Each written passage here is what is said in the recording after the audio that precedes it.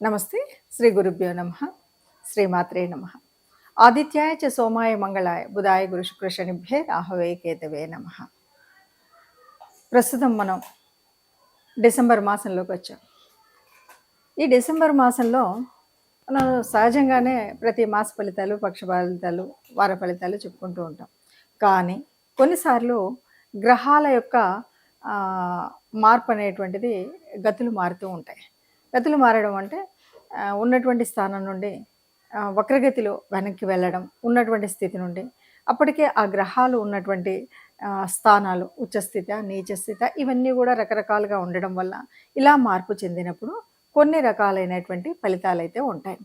మరి ఆ రకంగా కనుక చూసినట్టయితే ప్రస్తుతం డిసెంబర్ 6వ తారీఖు నుండి 2024 డిసెంబర్ 6వ తారీఖు నుండి కుజుడు తను ఉన్నటువంటి స్థానం ఏది కర్కాటకంలో ఉన్నాడు. మరి ఎలాంటి స్థానం అంటే నీచ స్థానం.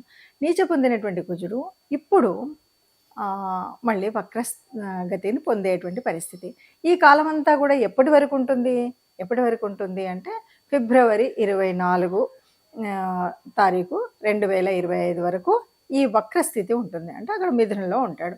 మళ్ళీ మిథునం నుండి మళ్ళీ వక్రత్యాగం తర్వాత మళ్ళీ కర్కాటకంలోకి వస్తాడు.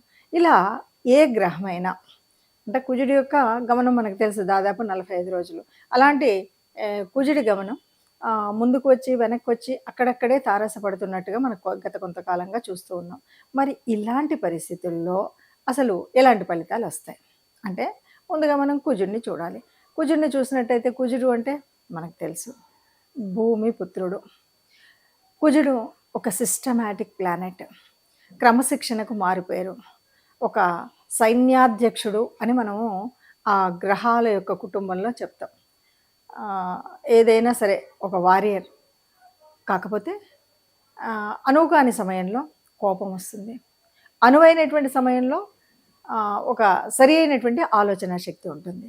ఇవన్నీ కూడా మనకు కుజుడిలో కనిపించేటువంటి లక్షణాలు. మరి ఈ లక్షణాలన్నీ ఉన్నటువంటి కుజుడు ఇప్పుడు ప్రస్తుతం అంటే డిసెంబర్ 2024 6వ తారీఖున వక్రగతి చెంది దాదాపుగా ఫిబ్రవరి వరకు, వచ్చే సంవత్సరం ఫిబ్రవరి అని చెప్తున్నాం కదా, అక్కడి వరకు మరి ఇందులో ఈ వెనక్కి వెళ్తూ ఉన్నాడు. ఇలా వెళ్ళినప్పుడు ఏమైనా శుభ ఫలితాలు ఉంటాయా, అసలు ఒక్కొక్క రాశి వారికి ఎలా ఉంటుంది అని చూస్తే ఇక్కడ మనం ఒక విషయాన్ని మాత్రం చెప్పొచ్చు. ఎప్పుడైనా ఏ గ్రహమైనా ఎక్కడైనా నీచ పొందిన తర్వాత నీచలో ఉంది, నీచ స్థానంలో ఉంది. ఈ నీచ స్థానంలో గనక వక్రగతి పొందితే దాదాపు అది ఉచ్చ స్థానానికి ప్రతిఫలంగా ఉంటుంది. దాదాపు ఉచ్చస్థితిలో ఉన్నప్పుడు ఏ ఫలితాలు అయితే ఇస్తుందో ఆ ఫలితాలు ఇవ్వగలిగే శక్తి ఆ గ్రహానికి వస్తుంది. మరి ఆ రకంగా చూసినట్టయితే ఇప్పుడు ప్రస్తుతం మరి కుజుడు ఏమేమి శుభ ఫలితాలు ఇస్తాడు, ఏ రాశి వారికి ఎలా ఉంటుందో 12 రాశుల వారి యొక్క ఫలితాలను చూద్దాం. తదుపరి రాశి కర్కాటక రాశి. కర్కాటక రాశిలో రాశి మరి కుజగ్రహానికి ఎలాంటిది అంటే అది నీచ పొందేటువంటి స్థానం. ఇక్కడ నీచ పొందినప్పటికి కూడా కుజుడు ఎప్పుడు కూడా కర్కాటక రాశికి పరిపూర్ణమైనటువంటి యోగాన్నే ఇస్తాడు. ఎందుకు ఇస్తాడు అంటే కుజుడు సైన్యాధిపతి. మరి చంద్రపరంగా చూస్తే మహారాణి స్థానం అని చెప్తాం. మహారాణికి ఎవరైనా నష్టం చేయాలని చూస్తారా? ఏ సైన్యాధిపతి అయినా చేయడు. ఆ రకంగా ఏ రకంగా కూడా నష్టం జరగదు, మొదటిది. ఇక రెండవది స్వస్థానంలోనే జరుగుతుంది, అది కూడా ఈ పరిస్థితి. కాబట్టి ఈ రాశి వారికి ఏది పట్టినా బాగుంటుంది. కాకపోతే ఒకే ఒక విషయం తనుభావంలో జరుగుతుంది కాబట్టి మన ఆలోచన విధానం సక్రమంగా ఉండాలి. కొద్దిగా ఆలోచించి చేయాలి ఏ పని చేసినా. అంటే మన మీద మన శరీరానికి సంబంధించినటువంటి విషయాల్లో కూడా ఎలా ఉండాలంటే పోన్లే ఏమవుతుంది, నిన్ననే కదా, కొంచెం నొప్పే కదా, ఇలాంటి కాదు. మన తనుభావానికైనా సరే మానసికంగా ఆలోచించే ఆలోచన విధానానికైనా పోనీలే చిన్నదే కదా అనే కాకుండా చక్కగా స్పష్టంగా నిర్దిష్టంగా ఉండేలాగా ఆలోచన విధానం ఉండాలి. అలాగే ఆరోగ్య విషయంలో కూడా అంతే నిర్దిష్టత ఉండాలి. ఉన్నప్పుడు ఏ రకమైన కష్టం రాదు. మరి ఎక్కడెక్కడ లాభాలు వస్తాయి ఏంటి అంటే చక్కగా నీ ఆరోగ్యరీత్యా మంచి లాభం ఉంటుంది, అంటే ఏ అనారోగ్యం రాదు. తర్వాత ఇంకెక్కడ నువ్వు కొద్దిగా ఆలోచించి కనుక నిర్ణయం తీసుకుంటే నీ ఆలోచన విధానంతో చక్కటి రేపటి భవిష్యత్తుకు కావలసిన ప్రణాళికలు వేసుకునే విధంగా ఉంటుంది. కాబట్టి ఇక్కడ మనం కుజుడి మార్పు వల్ల ఉపయోగం ఉందా, కష్టం ఉందా, నష్టం ఉందా అంటే చక్కగా లాభమే ఉంది అని చెప్పొచ్చు. తర్వాత మరి ఈ కుజుడు ఏమేం చేస్తాడు మనకు? ఆస్తినిస్తాడు. అంటే భూమికి సంబంధించినటువంటివి, వాహనాలకు సంబంధించినటువంటివి, అంటే ఇవన్నీ గూడా సహజమైనటువంటి 4 స్థానం అసలు కర్కాటకం అంటేనే. అలాంటి 4 స్థానంలో మరి ఇప్పుడు జరుగుతున్నటువంటి వక్రస్థితి వల్ల ఈ ఉపయోగాలన్నీ ఉంటాయి. కానీ కొంచెం అటు ఇటు అనిపించినా, కొద్దిగా ఎందుకో నా జన్మజాతకంలో యోగించేటువంటి గ్రహం కాదు అని అనిపించినా, చెప్పబోయే రెమెడీస్ చేసుకున్నట్టయితే అలాంటి అవాంతరాలు ఏవీ లేకుండా సుఖంగా ఉంటారని చెప్పొచ్చు. దాదాపుగా మనం చూస్తున్నటువంటి గ్రహ పరిస్థితి ఒక్కొక్క రాశికి ఒక్కొక్కలాగా ఉంటుంది అంటాం. అయితే ఇక్కడ ఒకటి విషయం మాత్రం తప్పనిసరిగా చెప్పుకోవాలి. ఏది ఏమైనా జన్మ జాతకంలో మరి ఈ గ్రహాలు యోగించేవా? యోగించనివా? ఇది మొదటి స్థానం. ఇందులో మరి ఏ గ్రహాలతో కలిసి ఉన్నాయి? ఏ స్థితి ఉంది? ఏ యుతి ఉంది? అంతేకాదు నడుస్తున్నటువంటి స్థితి ఏంటి? అంటే ఏ దశ నడుస్తుంది? ఏ మహర్దశ నడుస్తుంది? ఏ అంతర్దశ నడుస్తుంది? వీటన్నింటిని బట్టి ఫలితాలనేటువంటివి మాత్రం ఉంటాయి. మరి ఏది ఏమన్నా సరే కొన్ని రాసులకి చాలా మంచివి అని చెప్తాం, కొన్నిటికి కాదు అని చెప్తాం. ఎందుకు ఏమిటి అంటే ఇప్పుడు మనం చెప్పేటువంటి స్థితిలోనే కుజుడు అనగానే కుజుడు తన యొక్క జన్మరాశి ఏదేమన్నా మంచి చేస్తాడు. అంతేకాదు అంటే కుజుడికి జన్మరాశి మేషం అవుతుంది, అలాగే వృచ్చికం కూడా.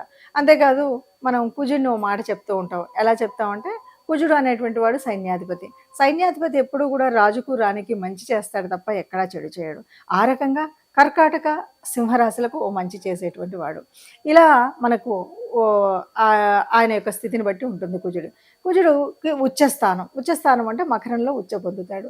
అలాంటప్పుడు కూడా మంచి జరుగుతాయి. మరి ఇలా మంచి జరుగుతాయి కానీ అందరిది మరి మకర రాశి కాకపోవచ్చు కదా, అందరిది కర్కాటక రాశి కాకపోవచ్చు కదా. మరి ఇలా ఉన్నప్పుడు ఆ గ్రహం కూడా మరి జన్మజాతకంలో కూడా సరిగ్గా కుజ దశ నడుస్తుందా, లేకపోతే కుజ అంతర్దశ నడుస్తుందా, ఇవేం జరుగుతున్నాయి అన్నది అందరికీ చెప్పలేం కదా, ఒక్కొక్కరికి ఒక్కొక్కలాగా ఉంటుంది కదా. మరి ఇలాంటి పరిస్థితుల్లో ఏది ఏమైనా సరే ఈ మార్పు వల్ల, ఈ వక్రగతి వల్ల నా రాశికి మంచి జరగాలి అని ప్రతి ఒక్కరికి ఉంటుంది. నా రాశి వారికి నాకు మంచి జరగాలి. అలా జరగాలి అంటే ఎప్పుడైనా సరే ఎవరి అనుకూలత కావాలి? దైవానుకూలత కావాలి, గ్రహానుకూలత కావాలి. ఈ 2 కావాలి. మరి దైవానుకూలత కోసం మనం చేయవలసినటువంటి రెమెడీ ఏంటి? తప్పనిసరిగా ఎవరి ఇష్టదేవత లేదా కులదేవత వారు తప్పకుండా ఇలా ఎప్పుడు ఏ గ్రహమైనా సరే అనుకూలించినా అనుకూలించకపోయినా ఆ ఉన్నటువంటి పరిస్థితుల్లో మనకు సానుకూలంగా ఉండాలి అనుకున్నప్పుడు మాత్రం మర్చిపోకుండా మనం చేయాల్సినటువంటిది మన ఇష్టదేవత ఆరాధన, కులదేవత ఆరాధన అన్నది చేస్తూ ఉండాలి. దీన్ని బట్టి మనకేమర్థమైంది? ఈ ఆరాధన నిరంతరం ఉండాలి, మొట్టమొదటి పాయింట్. ఇక రెండవది కుజుడు అనగానే కుజుడి యొక్క అధిదేవత మనకి సుబ్రహ్మణ్య స్వామి. కుజుడి రూపం అనగానే మనం ఏం చేస్తాం? సుబ్రహ్మణ్య స్వామిని ఆరాధిస్తాం కదా. కుజుడి విగ్రహాన్ని యొక్క అనుకూలత కోసం మనం ఆరాధించేటువంటి దేవుడు సుబ్రహ్మణ్య స్వామి కాబట్టి ఇప్పుడు మనం ఏం చేయాలి అంటే మంగళవారాలు, అంటే ఇది భౌమవారం అని కూడా అంటుంటాం, కుజుడికి సంబంధించినటువంటి వారం. ఈ మంగళవారాల్లో సుబ్రహ్మణ్య స్వామి దేవాలయం ఎక్కడైనా మన వీధిలో కానీ మన దగ్గరలో ఉంటే తప్పనిసరిగా సుబ్రహ్మణ్య ఆలయానికి ఎప్పుడు ఈ వక్రగతి చెందుతూ ఉన్నప్పుడు తప్పనిసరిగా సుబ్రహ్మణ్య స్వామి ఆలయానికి వెళ్ళడం, అభిషేకం చేయించుకోవడం, అర్చన చేయడం ఇలాంటివి మనం చేస్తూ ఉంటాం. లేదు ఇవి దూరమైన ఏ పుట్టలో పాలు పోయడానికైనా వెళ్ళొచ్చు. మనం ఈ సుబ్రహ్మణ్య స్వామి ఆరాధన, ముఖ్యంగా సుబ్రహ్మణ్య షష్ఠి వస్తుంది కదా, ఆ షష్ఠిలో గనక సుబ్రహ్మణ్య స్వామి అభిషేకం చేయించినట్టయితే దాదాపుగా మనకున్నటువంటి ఈ చిన్న అంటే కొంచెంగా అటు ఇటుగా ఉంది అనేటువంటి, అంటే ఆ చిన్న అప్రమత్తతోటి ఈ రకమైనటువంటి నష్టం జరిగింది అని చెప్పేటువంటి వాళ్ళకు కూడా ఏ నష్టం జరగకుండా హాయిగా సాగేటువంటి పరిస్థితి ఉంటుంది.